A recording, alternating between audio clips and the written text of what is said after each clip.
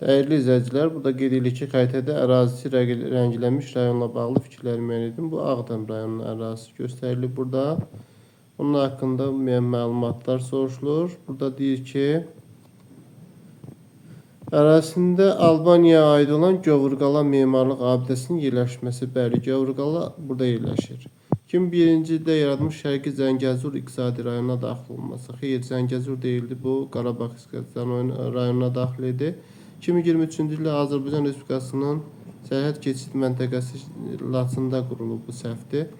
Ərazisində 2021-ci ilin yanvar ayında monitorinq mərkəzi açılıb, doğrudur.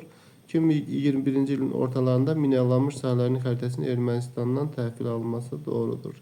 Deməli, biz 2 ilə 3-ü aradan götürsək, burada aydın şəkildə 1, 4, 5, yəni C variantının uyğun olduğunu qeyd edə bilərik. Digər bir sualda verilir ki, 20-ci əsrin əvvəllərində Şimali Azərbaycan iqtisadi həyatı üçün səciyyəvi deyil.